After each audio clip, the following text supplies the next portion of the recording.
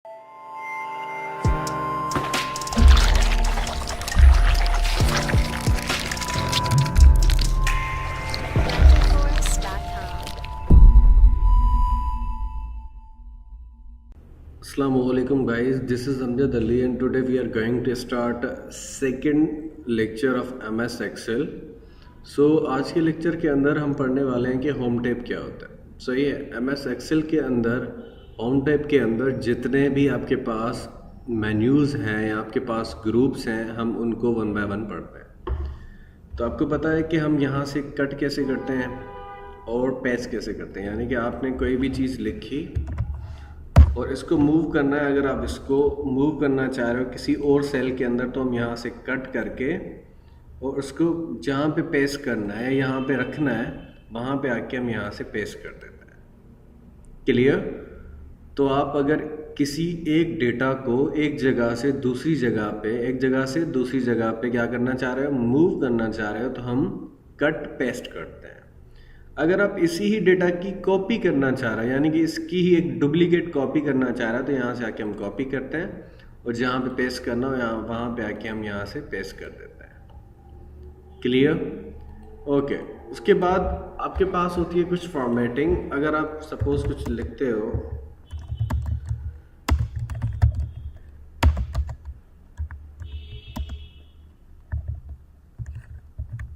ठीक है, अच्छा देखिए यहाँ पे देखो, ये जो डेटा है आपके पास, ये कौन से सेल का डेटा है? सी सेल का आपके पास ये डेटा है। यहाँ पे आप क्लिक करोगे, देखिए यहाँ पे कुछ शो हो रहा है, नहीं हो रहा। लेकिन मैं इस सेल के ऊपर क्लिक करूँगा तो इस सेल का डेटा मुझे फार्मूला बार के अंदर शो हो जाएगा।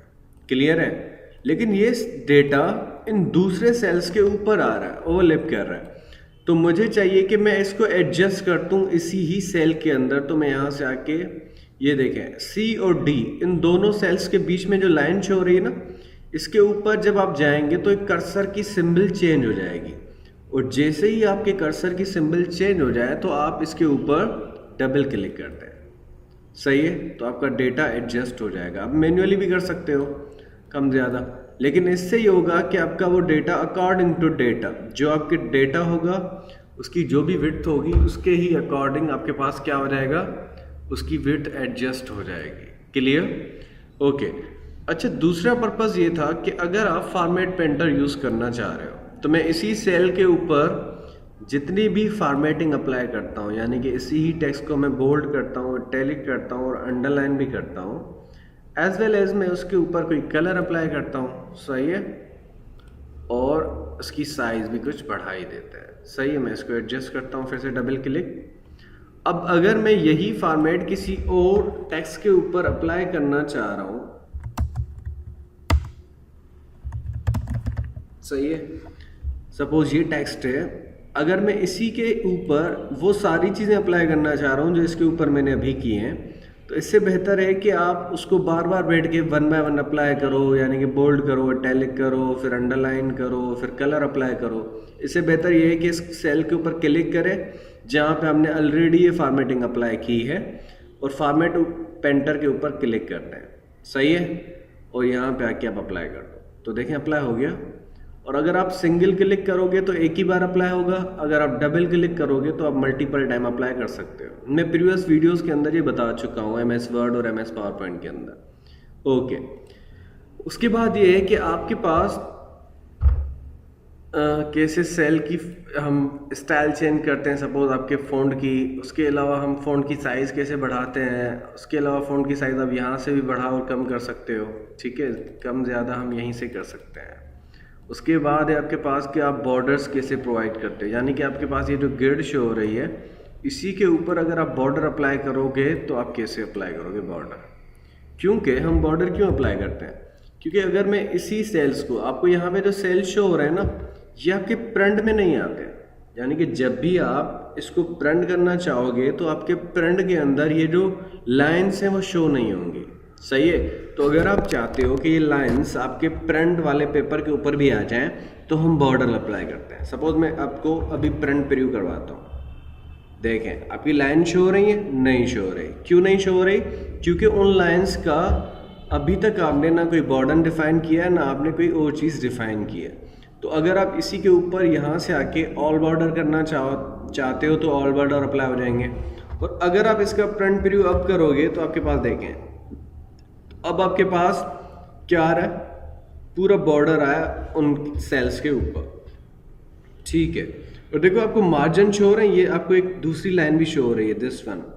इसका मकसद है कि एक पेपर के ऊपर यहाँ से लेकर यहाँ तक ही प्रिंट होगा, सही है। और ये जो आपका देखो वहाँ पे हेयर आपके पास प्रीव्यू के अंदर नहीं आ रहा, यानी कि जब ये पेपर प्रिंट होगा तो उसके ऊपर ये हेयर नहीं आएगा, क्लियर। तो ये याद रहे, बेहतर यही रहेगा कि आपको इसी लाइंस के बीच में इस डेटा को एडजस्ट करना है। अभी आपके पास प्रीव्यू के अंदर आ जाएगा, ठीक है। मैं इसको भी एडजस्ट कर देता हूँ और प्रिंट करते हैं। देखें आपके पास अली जो है वो भी प्रिंट में आ रहा है, ठीक है। तो बेहतर ये है कि आपको मार्जिन सेट करने होते हैं जब आप प्रिंट कर रहे हो एक्सेल की शीट को, या आप यहाँ से आके भी मार्जिन्स को सिलेक्ट कर सकते हो, नैरो है, वाइड है, यहाँ से सेट कर दो या वहाँ से कर दो, आपकी मर्जी है, ओके। उसके बाद है आपके पास कि आप यहाँ से आके हाईलाइट कैसे करते हो किसी सेल को, तो यहाँ से आके हम हाईलाइट कर सकते हैं, सपोज लाइक दैट। उसके अलावा फ़ॉन्ट का कलर हम यहीं से अप्लाई करते हैं, फ़ॉन्ट का कलर जो भी अप्लाई करना है। उसके बाद है आपके पास कि आप सेल को, अगर आपके पास कोई सेल, हम इसी को कहते हैं जो आपको शो हो रहा है ना बॉक्स, इसको सेल कहा जाता है, ठीक है। अब मैं इसी ही सेल को अगर क्या करना चाह रहा हूँ, सपोज ये जो डेटा मैंने इसके अंदर लिखा है, मैं यहाँ से आके इस सेल की या इस रो की हाइट भी बढ़ा सकता हूँ। देखें यहाँ से जब एरो चेंज हो जाए तो आप यहाँ से आके इसकी हाइट बढ़ा सकते हो, किसकी, अपने रो की। ऐसे ही हम किसी कॉलम की भी हाइट, सॉरी विड्थ हम बढ़ा सकते हैं ऐसे, सही है। अब इस डेटा को देखिए, डेटा कहाँ में पड़ा है, लेफ्ट में पड़ा है। और अगर मैं इसको सेंटर में करना चाह रहा हूँ, सेंटर में कर सकता हूँ। अब ये है कि टॉप टू बॉटम में आप इसको मिडिल में रखना चाह रहे हो, टॉप में रखना चाह रहे हो, या बॉटम में रखना चाह रहे हो, तो आपकी मर्जी है। इवन आप इसको मिडिल में रख दें, राइट में करना है राइट में कर दें, लेफ्ट में करना है लेफ्ट में कर दें। ये आपकी कुछ फॉर्मेटिंग है जो एक्सेल की शीट्स के ऊपर हम अप्लाई करते हैं, तो ये याद रहे कि हम ऐसे सेट करते हैं। एज इट इज़ आपके पास यहाँ से हम डायरेक्शन दे सकते हैं आपके ही इसी टेक्स्ट को। आपने देखा होगा शीट्स के अंदर ऐसे डेटा शो हो रहा होता है, सही है। या हम यहाँ से आके कोई और डायरेक्शन दे सकते हैं, like that, and you can put another direction from here, सही है। तो जो आपकी नीड हो, अकॉर्डिंग टू नीड आप डायरेक्शन दे सकते हो अपने टेक्स्ट को, क्लियर। उसके बाद हम यहाँ से आके इंडेंट अप्लाई कर सकते हैं। आप लोगों को मैंने इंक्रीज इंडेंट और डिक्रीज इंडेंट का बता दिया था प्रीवियस MS पावर पॉइंट और MS वर्ड के लेक्चर्स के अंदर, ओके। अच्छा, अब आपके पास एक दूसरा फीचर जिसे हम कहते हैं रेप टेक्स्ट। अब रेप टेक्स्ट का मकसद क्या है, सपोज अगर मैं इसी ही टेक्स्ट के अंदर लिखता हूँ कि माय नेम इज, देखें, अली, तो माय नेम इज अली, यानी कि ये इज अली एक दूसरे सेल के ऊपर शो हो रहा है। तो बेहतर ये नहीं होगा कि आपका यही डेटा इसी सेल के अंदर शो हो जाए। तो अगर आप ऐसे चाहते हो और उसकी विड्थ भी नहीं बढ़ाना चाह रहे, जैसे हम यहाँ पे उसकी विड्थ बढ़ा रहे थे ना, तो हमें वो विड्थ भी नहीं बढ़ानी, सही है, लाइक दैट। देखें, हम इसकी बार बार यहाँ से आके विड्थ बढ़ा रहे थे ना, तो अगर ये भी ना करना पड़े तो बेहतर ये होता है कि हम सेल को क्या कर देते हैं, रेप टेक्स्ट कर देते हैं, सही है। सपोज मैंने यहाँ पे ये लिखा, Ali is an student, suppose ये टेक्स्ट है। अब इससे बेहतर ये है कि आप इसकी विड्थ बढ़ाओ। तो मैं इसका एक दूसरा तरीका ये है कि आप इसी सेल को सिलेक्ट करें यहाँ पे, यहाँ से आके रेप टेक्स्ट करते हैं। तो देखें इसी सेल के अंदर ये यहीं पे एडजस्ट हो गया, सही है। तो रेप टेक्स्ट कर सकते हो आप ऐसे। इसका दूसरा वे ये भी है कि जब आप डेटा लिख रहे हो, suppose Ali is an student of Aptech, देखें अब ये एप्टेक इस सेल के अंदर नहीं आ रहा, तो आप कीबोर्ड से जाके अल्टर प्लस इंटर प्रेस कर दो, अल्टर प्लस इंटर प्रेस कर दो और जो भी लिखना चाह रहे हो आप लिख दो, जो भी आप लिख रहे हो सपोज। देखें तो इसी सेल के अंदर वो एडजस्ट हो जाएगा, आपको बार बार उसकी विड्थ या हाइट सेट करने की ज़रूरत नहीं है, ओके।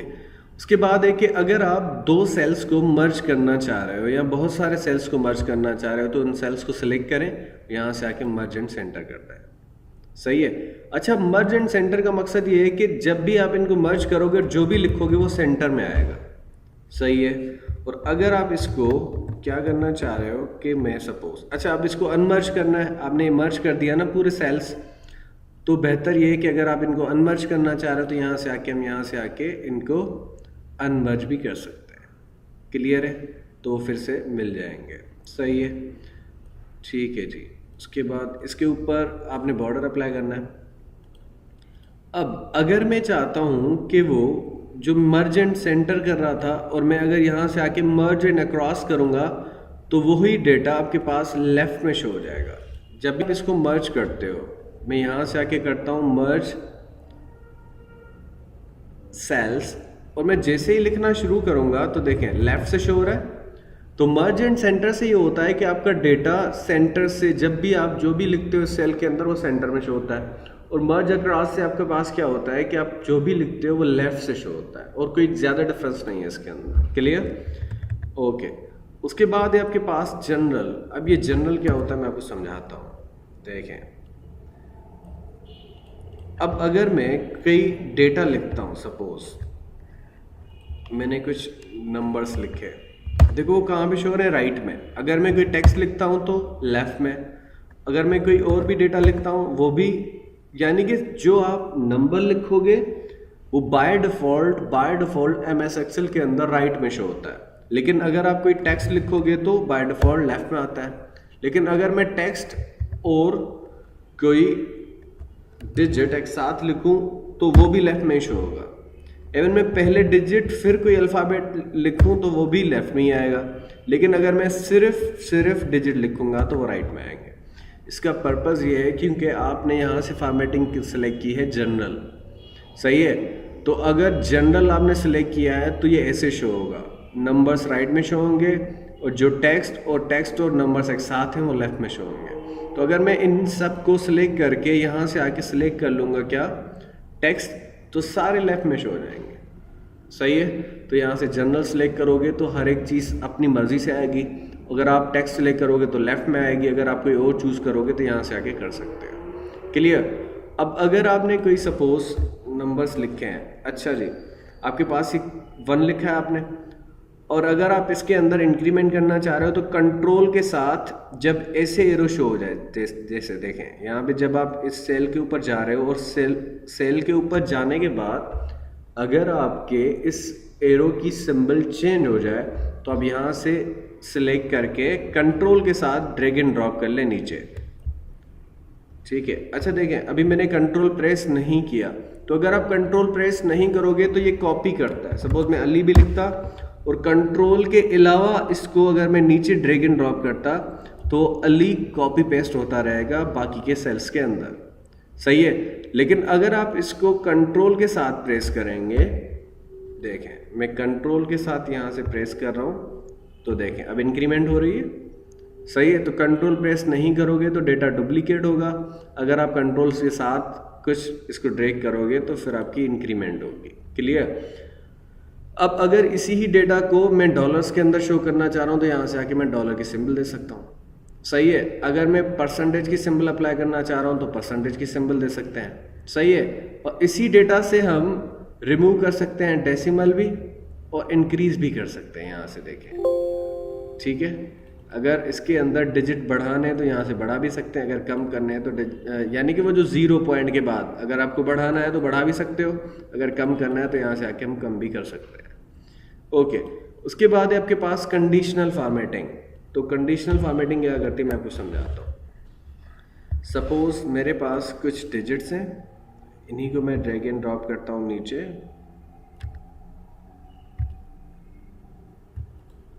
क्लियर?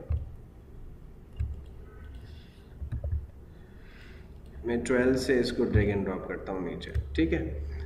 अब मैं यहाँ पे कंडीशनल फॉर्मेटिंग के थ्रू इन सेल्स के ऊपर कंडीशन दे सकता हूँ। सपोज अगर मैं चाहता हूँ कि यहाँ पे हाईलाइट करो वो सेल्स जो ग्रेटर देन है या लेस देन है या बिटवीन है या इक्वल है, यहाँ पे यानी कि फॉर्मेटिंग तो होगी लेकिन अकॉर्डिंग टू द कंडीशन। सही है। तो इसका मकसद ये है, इसका पर्पज़ ये है कि अगर मैं यहाँ से आके इसको कहता हूँ कि ग्रेटर देन हो, ग्रेटर देन का मकसद ये कि जो भी सेल ग्रेटर देन है किसके, सपोज 10 के, यहाँ पे जितनी भी वैल्यूज़ है ना, मैं इसको कहता हूँ सपोज 10 तो है हमारे पास, मैं कहता हूँ 15, सही है। जो वैल्यूज़ 15 से बड़ी हैं उनका यहाँ से आके उस सेल का कलर लाइट रेड कर दो, येलो कर दो, ग्रीन कर दो, या जो भी आप करना चाह रहे हो। मैं यहाँ से आके ग्रीन कर देता हूँ, सही है, और यहाँ से आके ओके कर देता हूँ। देखें तो आपके पास वो सेल जो 15 से अबव हैं वो क्या शो हो रहे हैं, ग्रीन शो हो रहे हैं। वैसे ही आप ये कंडीशनल फॉर्मेटिंग अप्लाई कर सकते हो अपने किसी भी पर्पज़ के लिए, सही है। चलें, ये मेरे पास कुछ सेल है, सही है। अब हम क्या करते हैं कि कंडीशनल फॉर्मेटिंग के थ्रू हम इस डेटा के ऊपर कंडीशंस अप्लाई करते हैं और फॉर्मेटिंग भी सेट करते हैं, सही है। तो मैं यहाँ पे आके ये कहता हूँ कि सपोज जब मेरे पास कुछ और भी डेटा होगा, देख लेते हैं।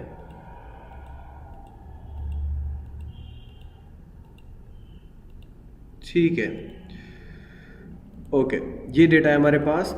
अब हम इसके ऊपर कंडीशनल फॉर्मेटिंग अप्लाई करते हैं। अब मैंने इस डेटा को सिलेक्ट किया, पूरे सेल्स को, मैं जाता हूँ कंडीशनल फॉर्मेटिंग के अंदर और यहाँ से आके हाईलाइट, अब ग्रेटर देन या लेस देन। अब मैं इसको कंडीशन ये देता हूँ कि जो सेल, ठीक है, जो सेल 12,000 से ग्रेटर देन है उनके ऊपर कलर अप्लाई कर दो, सपोज यहाँ से लाइट रेड फिल, सही है, और ओके कर दो। देखें तो आपके जो भी सेल 12,000 से बड़े हैं, इवन 12,000 इक्वल भी होगा तो आपको वो अप्लाई नहीं होगा। हमने कंडीशन ये दी है कि 12,000 से ग्रेटर देन हो। तो अगर कोई भी सेल 12,000 से उसकी वैल्यू बड़ी है तो उनके ऊपर ये वाली फॉर्मेटिंग अप्लाई हो जाएगी। इसी को हम कहते हैं कंडीशनल फॉर्मेटिंग। ओके, अब मैं इसी ही डेटा को अगर टेबल के अंदर कन्वर्ट करना चाह रहा हूँ तो सेलेक्ट करने के बाद यहाँ से आके आप फॉर्मेट एज अ टेबल, यानी कि इसी डेटा को मैं टेबल के फॉर्म में कन्वर्ट करना चाहूँ तो मैं यहाँ से आके कर सकता हूँ। और उसने डेटा सेलेक्ट कर लिया, ओके कर देते हैं। देखें तो उसने पूरे डेटा को in the form of table convert कर दिया, सही है। उसके बाद है आपके पास सेल स्टाइल्स। अच्छा, सेल स्टाइल क्या होते हैं कि अगर आपके पास सपोज, ठीक है, मैं इन कुछ सेल्स को मर्ज करता हूँ, यहाँ से आके मर्ज एंड सेंटर। अब अगर मैं, आपने देखा होगा कि बहुत सारी शीट्स बहुत सारी कलरफुल होती हैं, तो हम वो सारे कलर्स या जो स्टाइल से यहीं से अप्लाई करते हैं, सही है। सपोज मैंने इसकी स्टाइलिंग ऐसे अप्लाई कर दी और मैं इसके अंदर कुछ भी लिखना चाह रहा हूँ तो हम यहाँ से आके लिख सकते हैं cell of 2018 something else, clear है। और इसी को हम यहाँ से आके मिडिल में कर सकते हैं, इसकी फ़ॉन्ट साइज़ बढ़ा सकते हैं, इसी को बोल्ड कर सकते हैं, इटैलिक कर सकते हैं, अंडरलाइन कर सकते हैं, सही है। बाकी सेल्स को भी हम यहाँ से आके, अगर हेडिंग्स हैं तो यहाँ से आके सेल स्टाइल्स में जाएंगे, जो भी कलर आपको अच्छा लगता है यहाँ से आके सेलेक्ट कर दो, क्लियर है सबको, ओके। अब अगर आपको यहाँ पे कोई सेल इंसर्ट करना है तो हम यहाँ से आके इंसर्ट सेल भी कर सकते हैं, क्लियर। इंसर्ट सेल करना हो वो भी कर सकते हैं, अगर आपको इंसर्ट कोई रो करना है तो वो भी कर सकते हैं। इवन हम यहाँ से आके इंसर्ट कॉलम भी कर सकते हैं, क्लियर है। सपोज मेरे पास ये रो है, मैं यहाँ पे कुछ लिख देता हूँ ताकि आपको पता चले कि हम रो इंसर्ट कर रहे हैं, सही है। अब मैंने इस सेल के ऊपर क्लिक किया, यहाँ से आके मैं इंसर्ट कर सकता हूँ शीट रो, देखें रो इंसर्ट हो गया, क्लियर। और अगर आपको यहाँ पे इंसर्ट कॉलम करना है तो यहाँ से आके हम इंसर्ट कॉलम भी कर सकते हैं, देखें कॉलम हो गया इंसर्ट। और यही काम आप राइट क्लिक करके भी कर सकते हो, राइट क्लिक करें, इंसर्ट में जाएं, यहाँ से आके आपको कोई सेल इंसर्ट करना है, राइट में आपको सेल डाउन करना है, इसको शिफ्ट करना है, यानी कि इंसर्ट तो करे एक सेल लेकिन इस डेटा को शिफ्ट कर दे डाउन। इसका मकसद ये है, इस सेल के ऊपर मैंने क्लिक किया और जब मैं राइट क्लिक करके यहाँ से इंसर्ट कर रहा हूँ, सही है। इसका मकसद ये है कि आपके पास एक सेल तो इंसर्ट करेगा लेकिन ये जो डेटा पड़ा है उसको शिफ्ट कर देगा इस वाले सेल के अंदर। मैं जैसे ओके करता हूँ, देखें क्लियर। वैसे अगर आप डेटा को ऊपर भेजना चाह रहे हैं तो उसका फर्स्ट ऑप्शन आप चूज कर लो, क्लियर है, ओके।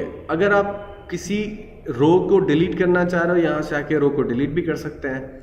पूरे रो को, इवन हम पूरे कॉलम को भी यहाँ से डिलीट कर सकते हैं। मैं यहाँ से इंटायर कॉलम को डिलीट करना चाह रहा हूँ तो ओके करते हैं, देखें डिलीट हो गया कॉलम, क्लियर, ओके। उसके बाद है आपके पास ये डिलीट वहाँ से भी हो सकता है, यहाँ से भी, आपकी मर्जी है।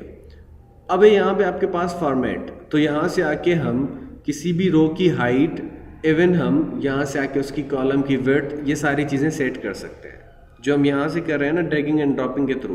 कॉलम की विड्थ सेट कर रहे हैं और हम रो की हाइट सेट कर रहे हैं ऐसे।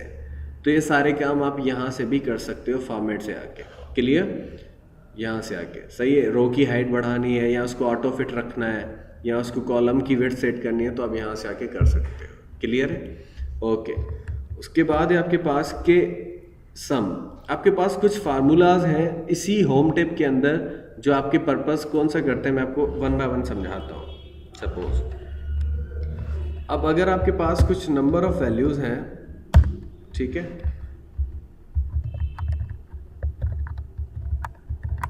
ये कुछ मेरे पास नंबर ऑफ वैल्यूज हैं, अगर मैं इनका सम करना चाह रहा हूँ या इनको ऐड करना चाह रहा हूँ तो मैं यहाँ से आके क्या करूँगा कि जितनी नंबर ऑफ वैल्यूज़ हैं इनको सिलेक्ट करूँगा, इन सारी वैल्यूज़ को क्या करेंगे, सिलेक्ट करेंगे और आप यहाँ से आके सम कर लीजिएगा, ठीक है। मैं ऐसा ही करता हूँ, इन सबको सिलेक्ट करता हूँ और इस ऑटो सम के अंदर जाएंगे और यहाँ से आके फर्स्ट फार्मूला सम है तो मैं इसके ऊपर क्लिक करूँगा, देखें तो उसने उन नंबर ऑफ वैल्यूज़ का आपको सम बता दिया यहाँ पे, देखें, क्लियर। तो आप अगर कोई फॉर्मेटिंग अप्लाई करना चाह रहे हो तो यहाँ से फॉर्मेटिंग अप्लाई कर सकते हो, क्लियर। तो सम के अंदर क्या होता है कि जितनी नंबर ऑफ वैल्यूज़ हैं उनका हम सम निकालते हैं, उनको ऐड करते हैं। तो यहाँ से आके आप फार्मूला अप्लाई कर दो या यहाँ पे लिख दो इज इक्वल सम, आपने स्मॉल ब्रैकेट स्टार्ट करनी है और उसके बाद आपने ये सारी नंबर ऑफ वैल्यूज सेलेक्ट करनी है और फिर स्मॉल ब्रैकेट को क्लोज करना है और एंटर कर देंगे तो आपके पास वही सम आ जाएगा।